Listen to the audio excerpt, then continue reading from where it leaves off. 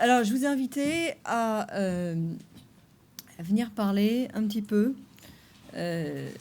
programme et à partager quelques questions, comme la dernière fois, qui aujourd'hui seront particulièrement adressées à l'équipe de François Hollande. Je dis à l'équipe de François Hollande parce que c'est un candidat qui trouve parfois des échos divergents dans son équipe, et je pense qu'à un moment, il y a des sujets sur lesquels il faut que les choses soient clarifiées.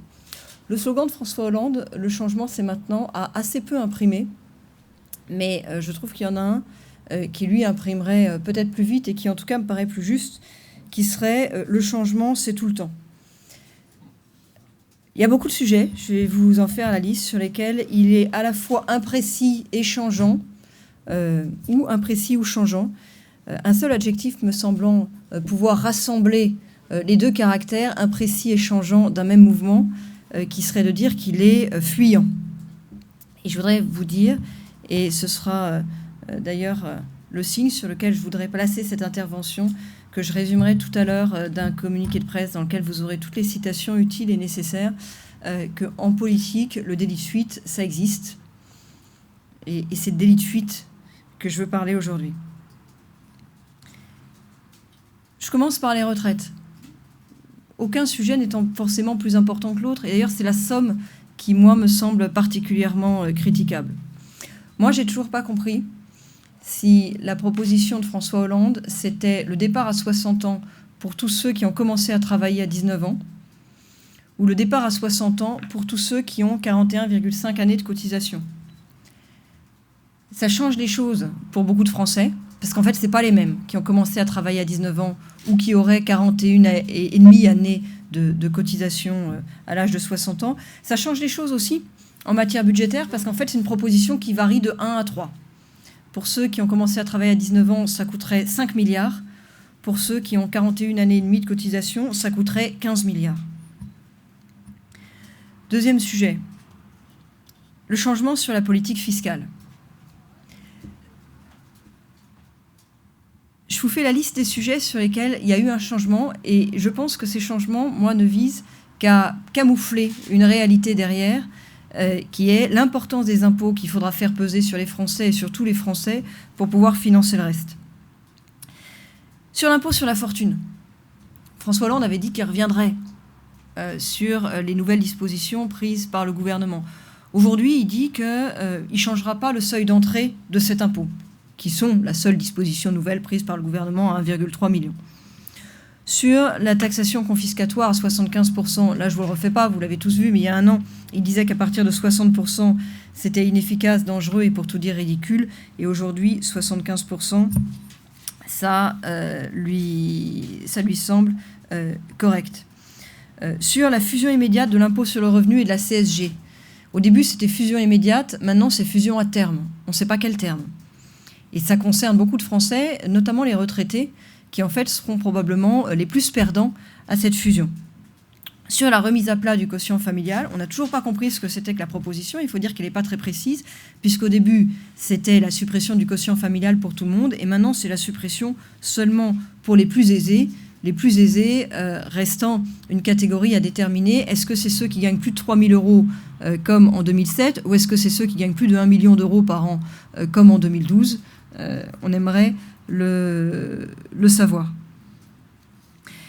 C'est pas neutre ce que je vous dis là, parce que quand vous regardez les propositions du programme de François Hollande, si je reviens sur la fiscalité et le taux marginal de fiscalité, sa proposition, c'est de mettre ceux qui gagnent le plus à 45%, c'est-à-dire quelque chose qui est déjà fait, compte tenu de la surtaxe que le gouvernement a mis pour revenir à l'équilibre budgétaire sur les plus hauts revenus.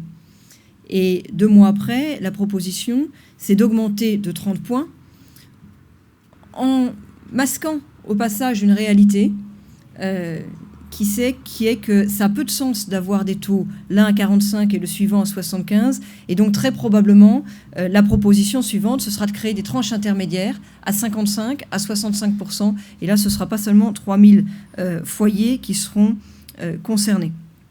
Pourquoi je disais que tout ça a un peu d'importance ? Parce que manifestement ces mesures ne sont pas destinées à être appliquées.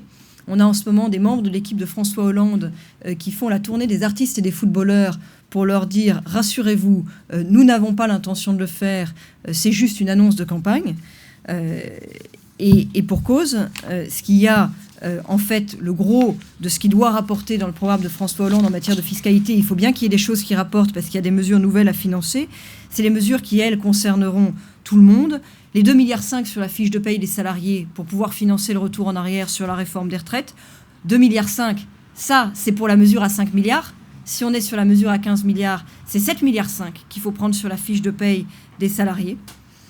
Les 3 milliards à récupérer sur les heures sup, puisque finalement, là, François Hollande s'est arrêté sur une proposition. C'est pas retour sur la défiscalisation des heures sup pour tout le monde, c'est retour pour les entreprises qui ont plus de 10 salariés. Ça fait 3 milliards à reprendre dans la poche des 9 millions de salariés qui touchent des heures sup défiscalisées. 5,5 milliards aussi à reprendre sur l'intéressement, la participation et l'épargne salariale en l'assujettissant aux cotisations famille et accidents du travail.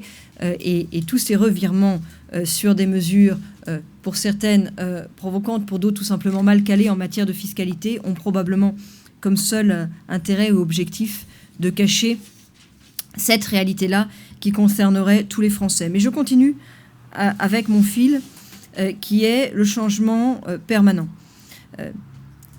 Le changement permanent, c'est aussi sur la suppression des postes. Alors c'est vrai qu'il y a une constance qui est la création de 60 000 postes dans l'éducation nationale. Mais on n'a toujours pas compris où se feraient les suppressions de postes compensatrices. Oui, il faudra bien les compenser. Parce que si on dit que les effectifs resteront constants, 60 000 postes de plus dans l'éducation nationale, ça veut dire 60 000 postes de moins ailleurs. On ne sait toujours pas où. Et suivant les publics, le discours sur où seraient pris ces postes est assez différent. Changement permanent sur la finance, je ne vous le reprends pas, mais enfin c'est une valse à deux temps, entre Paris et Londres. À Paris, la finance est l'ennemi. À Londres, tout ça n'est pas grave. À Paris, on va créer des fiscalités particulières. À Londres, on n'est pas dangereux. Le « I'm not dangerous » me donnait envie de répondre « we're not sure ». Il faudra sous-titrer en français, on n'a pas le droit. Changement permanent, c'est aussi sur un sujet qui, je trouve, n'a pas été assez relevé et qui, moi, me choque particulièrement. Je le crois particulièrement sensible et je pense que c'est un sujet sur lequel on a besoin, envie, on a le droit d'avoir des propositions claires parce qu'il est compliqué, justement parce qu'il est compliqué. C'est la question de l'euthanasie. Et je reprends très précisément les propositions différentes qui ont été faites par le candidat socialiste sur l'euthanasie.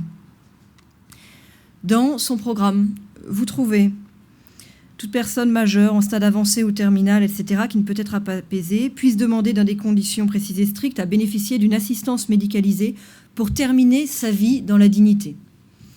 Et ces propos étaient illustrés, complétés par Marisol Touraine, qui est chargée des questions sociales dans l'équipe de François Hollande, et qui disait « Oui, c'est un pas vers l'euthanasie ».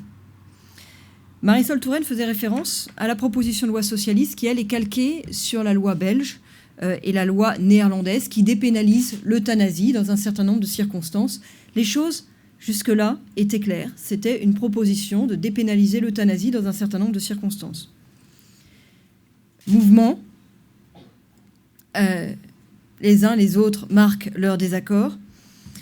François Hollande change de pied et fait volte-face. C'est l'article de Marianne. Il se déclare opposé à l'euthanasie. Mais cette nouvelle position est attaquée. Les associations, notamment l'association Droit à mourir dans la dignité, la trouvent trop timide. Ils considèrent qu'elle ne correspond pas à ce qui avait été d'abord avancé et pour cause. Et donc c'est une nouvelle volte-face qui, ce tour-là, est assumée par Marisol Touraine. Il faut dire que c'était un peu rapproché pour que François Hollande le fasse à nouveau lui-même. Alors là, c'est une interview qui est publiée le 3 mars dans Libération. Je cite « Nous constatons que la loi dite Leonetti 2005 permet de laisser mourir. Aujourd'hui, il s'agit d'aider à mourir. La frontière est ténue, moi je crois pas, et les modalités seront à discuter avec tous les acteurs. Il s'agit de fixer un cadre, etc. » Faire référence à l'aide à mourir, ça revient bien à dépénaliser l'euthanasie. Et c'est des sujets sur lesquels on n'a pas le droit à l'ambiguïté. Soit on est favorable à la loi Leonetti de 2005, qui avait été votée d'ailleurs à l'époque à l'unanimité. On peut souhaiter qu'elle soit mieux appliquée, qu'elle soit plus intégralement appliquée. On peut souhaiter que les services palliatifs, de soins palliatifs, se développent plus rapidement. Mais soit on est favorable à cette loi qui dit grosso modo qu'en fin de vie, la qualité de vie doit primer sur la durée de vie, qui prévoit un certain nombre de dispositions, comme la possibilité en fin de vie d'injecter des doses importantes de morphine pour pouvoir se laisser aller dans des bonnes conditions, mais qui ne prévoit pas de mettre fin à la vie au sens d'une injection létale, soit on est sur l'euthanasie. Il n'y a pas véritablement d'entre-deux. François Hollande apprécie l'entre-deux. À cet endroit-là précis, on ne le trouve pas. On est pour l'un ou pour l'autre. L'euthanasie, ce n'est pas l'aboutissement des soins palliatifs. L'euthanasie, c'est l'interruption des soins palliatifs. Ce sont des sujets sur lesquels on aimerait avoir des positions précises. Avant-dernier sujet dont je voulais vous parler, là aussi je voulais être très précise, c'est la loi Hadopi. François Hollande a voté contre la loi Hadopi à l'Assemblée nationale. Il a soutenu la licence globale, qui permet en fait, par un prélèvement forfaitaire, de laisser la possibilité, l'idée de financer à travers un prélèvement forfaitaire la création artistique en échange du droit à télécharger de manière libre. Le 12 septembre, à l'occasion d'une réunion publique devant les cinéastes, il reconnaît au sujet de la licence globale qu'il s'agit d'une erreur. Et il propose d'explorer d'autres pistes, sans préciser lesquelles. Et la confusion atteint son comble quelques mois après. Biennale internationale du spectacle de Nantes, c'est le 19 janvier, puis Bourget, le 21 janvier. À Nantes, au cours de la même matinée, il hésite. Devant le public, il se borne à dénoncer les insuffisances de l'Hadopi. Devant les journalistes en conférence de presse, il finit par dire « la loi sera supprimée et remplacée ». Et puis au Bourget, 2 jours plus tard, il annonce l'acte 2 de l'exception culturelle, dont le contenu reste à ce jour totalement flou. Finalement, tout ça aboutit sur une dernière palinodie, puisque le 45e des 60 engagements pour la France, au programme de François Hollande, est réécrit le 6 février, et on y fait disparaître l'idée d'une contribution des usagers au financement de la création. Bref, François Hollande est-il pour ou contre la loi Hadopi qu'il a refusé de voter? Eh bien, on ne sait toujours pas. Je pourrais faire une liste très très longue. Je voudrais finir par, à mon avis, la perle de la semaine, qui n'a pas été suffisamment relevée et sur laquelle vous comprendrez que j'ai peut-être avec quelques-unes parmi vous une sensibilité particulière. François Hollande nous a expliqué à l'occasion d'une journée de la femme anticipée qui souhaitait faire la parité et, par exemple, avoir dans l'éventualité où il serait élu un gouvernement paritaire. Et dans la même phrase, il précisait mais attention, hein, elles n'auront pas les mêmes responsabilités. Et donc ce sera ma dernière question. Finalement, quelle est la place des femmes dans tout ça? Et quel poste ministériel ne pourrait pas être occupé par des femmes? Et d'ailleurs, est-ce que ça vaut aussi pour les emplois publics? Voilà ce que je voulais vous dire aujourd'hui.